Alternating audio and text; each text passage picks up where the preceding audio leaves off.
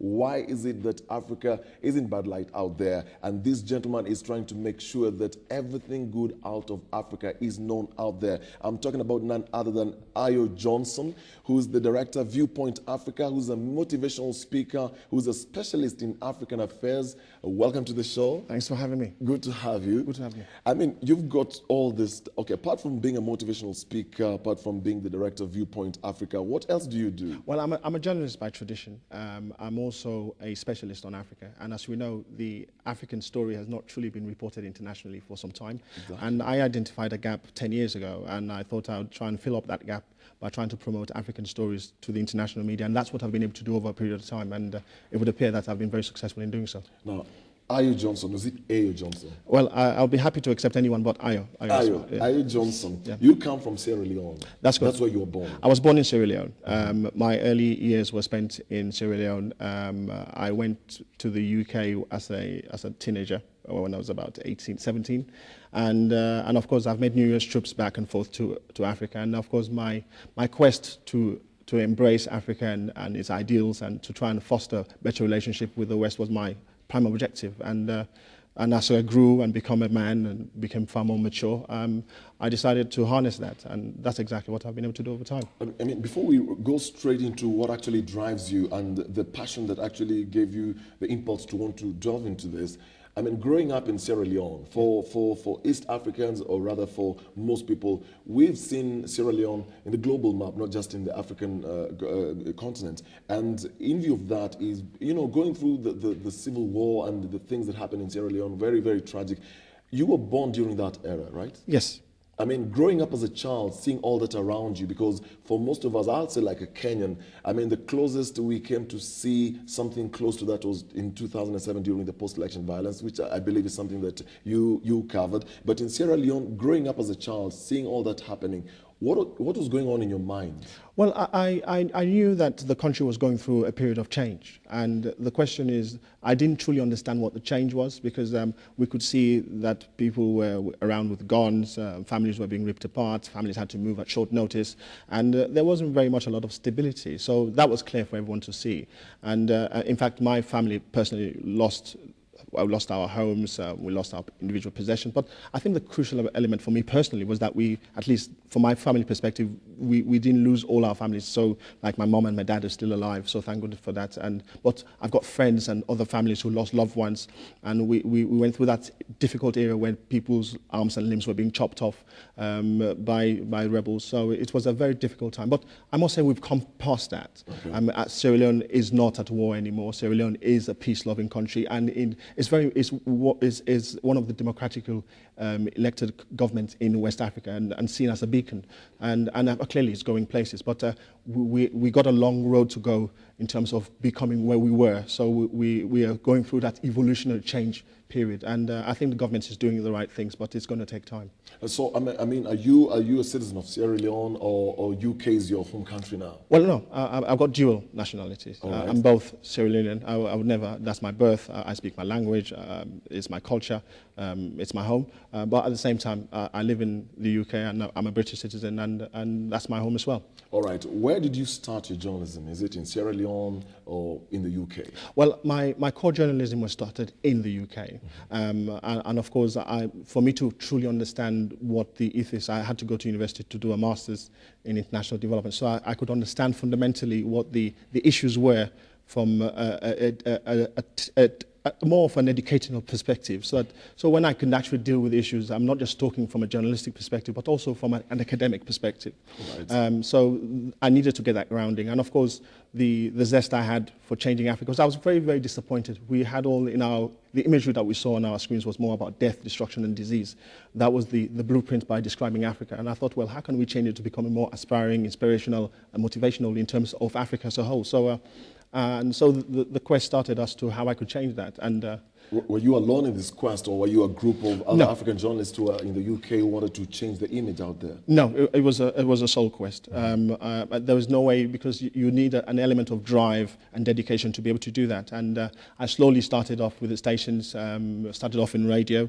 I had my own show, then I kicked it off onto television, and then one thing about Africa is that we always seem to have problems. So for that reason, there was never short of issues to discuss. But the question is, how could I ensure that there was a balance between the negative discussion that would normally traditionally be discussed, but also showing aspects of positivity attached to it, and that's what I've been able to do over time. Okay, we'll get into details of what you actually do at Viewpoint and what you're involved with, but first things first, what are you doing in the country? Well, I'm actually been invited by Afritech. Afritech is a company that's here to very much to offer people educational, inspirational, motivational speaking about technological advancements, and they've invited some of the best speakers around the world who are gurus in that area. Wow. And they're here. They come from the United States, Canada. I'm grateful to be here as one of those many speakers, and it's happening at the KICC. It's completely free. So no Kenyan would have to pay to attend, and in fact there's a free lunch buffet. Eat as much as you like. Free food. Free food, absolutely, it's completely free. Free knowledge. There we go. The whole important aspect here is to connect the dots, because Kenya is actually one of the leading countries, as far as we're concerned, from a technological perspective, who are evolving and moving very, very quickly. I mean, you can see it is. You can see a lot of people have mobile phones. That's one. You can see that the download time for internet use is very, very fast. You can actually see that there's an addiction to Facebook, and these are just the ingredients that you need to be able to evolve digitally and technologically. And I think Kenya clearly has the blueprint to do so, and bringing these great minds can actually help individuals understand the level of applications, because you have all these software on your computer and on your mobile phone, but if you don't know exactly how they're going to be able to use them in your business environment, in your trade that you do with people daily, you're not going to be able to benefit from that. So we brought these great minds to be able to inform people, educate them, so they can actually make the best of the technology they have at the moment. Okay, like you've just said, that Kenya is high up there in terms of technological advancement. Is that the reason why that the conference is held here in Kenya? And if you compare Kenya to the rest of Africa, technologically speaking, where do you place it? Well, Kenya has moved leaps and bounds over the last few years, and the government seems to be investing a lot in the latest technology and getting the internet very quickly to mobile phones, and also the internet to desktops and computers. So I think from that perspective, you find out that people can now buy and make transactions with their mobile phones. That's not readily available across Africa. Traditionally, it would have been readily available in North Africa. So what you're finding is that Kenya, South Africa, and parts of Nigeria are taking the lead in that. So Kenya is definitely a focal point. So that's why we're here. What are you going to be specifically talking about? Well, myself personally, I'll be speaking about the reasons why people should invest in Africa, and using the digital age to explain that. And that's what I'll be focused on. But we have other speakers who are experts at digital marketing. They will explain exactly how you can improve your business, how you can connect the dots, how you can get synergies from businesses, and very much how people can be empowered, how their knowledge transfer can be acquired, and how they can actually take their business to the next level. So it's a combined package of expertise and knowledge transfer happening at the KICC. And this is happening till when? Up until Friday. Until Friday. Absolutely. So, and it's free for all Kenyans. The only ticket that you need is to be a Kenyan, and also it's free food as well. Okay, you're the director of Viewpoint Africa. What exactly do you deal with? Well, we're a citizen journalist hub. It allows people, especially journalists and anyone who has a flair for journalism across the African continent, to be able to share the stories with us very quickly. We have a network which expands through the connections I have with the international media outlets. We are willing to use our stories, and what we also do is that we're prepared to share the proceeds with some of our journalists. They get 40%, we hold on to 60%. So it's not a one-way traffic. There's the income transfer as well. So currently we have over 200 journalists across Africa, but we do not have as many as we would otherwise wish in Kenya. And for those who are listening to this broadcast, it's important that they go onto the Viewpoint Africa website, which is viewpointafrica.com, and become a member. Wow, and in view of what you're actually saying, that you concentrate basically on Africa, bring out African issues, who are the people that you actually talk to out there? Well, I deal with the BBC, Al Jazeera, Press TV, Russia Today, China Television. Basically, there isn't a single television network in national. We deal with all the media, and we do the national newspapers as well, of Brazil, Poland, Portugal, Denmark, across the entire international space, purely on Africa. Purely on Africa. That's it, purely on Africa. How do you handle this? I mean, you're talking about Africa. Too many issues in Africa, too many problems in Africa. You're trying to change problems and to bring Africa into good light. How do you handle this? Well, we've got the hub, Viewpoint Africa, which we use for that. That's one. Two, we've got the high-profile television interviews that I do repeatedly on television, radio, and print, international media. And also, because of my strong academic background, I'm a public speaker. I go on to all the best universities around the world to speak about these issues, especially I go to Oxford University and many universities around the world to be able to explain what Africa is about, and the fact that it's not just about death, disease, and destruction. It's about very good things that are happening in Africa. There are better stories other than just the negative ones we've heard in the past. Okay, Ayo Johnson, now that you're dealing with these guys and you're bringing out all these African issues, is it a theory or is it true that the Western media, there's a particular way they view Africa as a continent that is still evolving or that is still backwards? We're still in the Stone Age, and the only thing that can come out of Africa is disease, politics, and war? Well, I think we've gone past that now. I think you just have to see the fact that we have the Chinese who have got huge stakes on the African continent. That's an indication that Africa is changing. The fact that the rest of the West, which is the United States and Britain, are being squeezed out in favor of the Chinese. The fact that we've got Brazil, with other BRIC countries, Brazil, China, Russia, and India, are all investing in Africa. What it does do, it places Africa in a very favorable light. For once, they can choose among several different investors that can benefit themselves, their economy, and their people. So I think that's a positive thing. It gives you control, ownership, and that's Africans have not been in that control position for a very long time. So I think the dynamics are changing, and Africans are learning now that they can negotiate better. They can ensure that they get better terms of trade, and as we're seeing currently, West Africa is moving as a bloc. They've all got a common passport at the moment, so it doesn't matter whether you're Nigerian, Sierra Leonean, or Ghanaian, you get an ECOWAS passport. And of course, in East Africa, they've got this trading bloc. So you can see that we're slowly moving as unity zones, west, east, south. And over time, I think Africa will become one.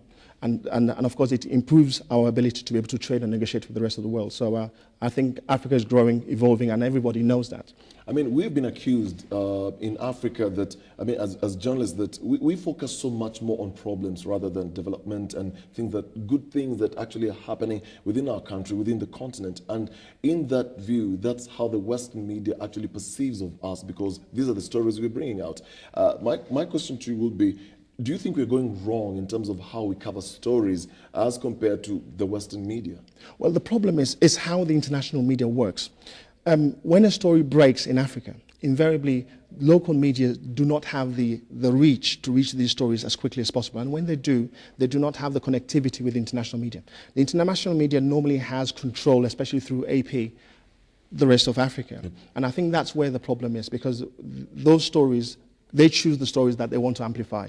And for those stories that don't get amplified, they get left behind. And normally what happens for those few stories that are amplified, the time span by which they expanded internationally is short. So the local media in those individual countries have to keep those stories going.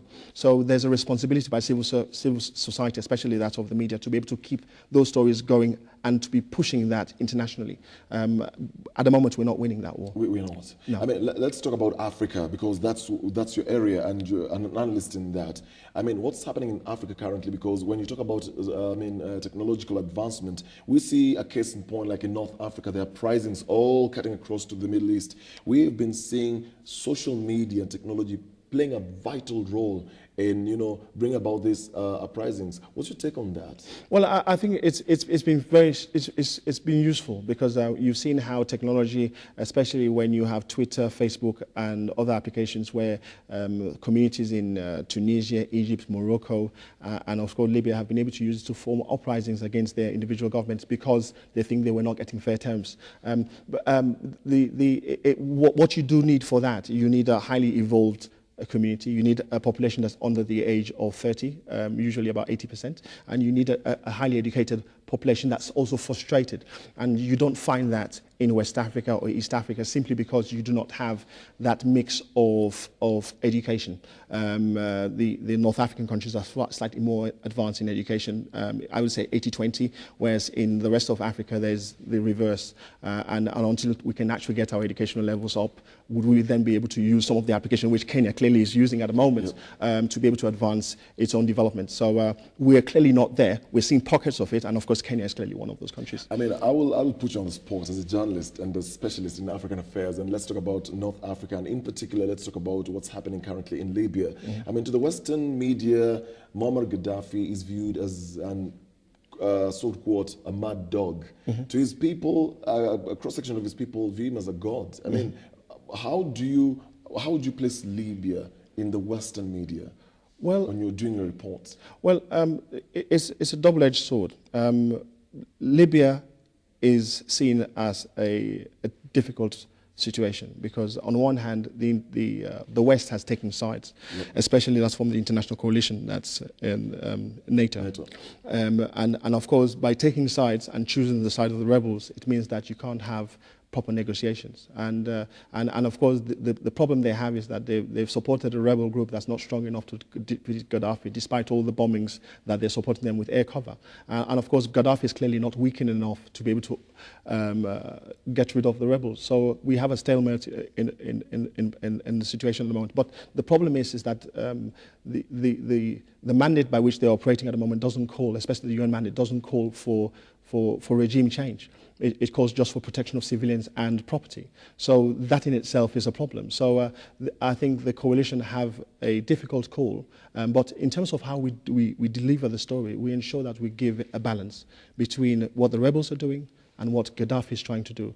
As you can see, the African Union has been trying to broker a peace settlement, but again, that's not been fully achieved. But I think it's difficult all around, and all we can do is try and provide a balance without taking sides. I mean, where do you see Africa in view of this as we just wind up? Well, I think Africa is changing. There's no doubt about that. North Africa is an indication of that. And I think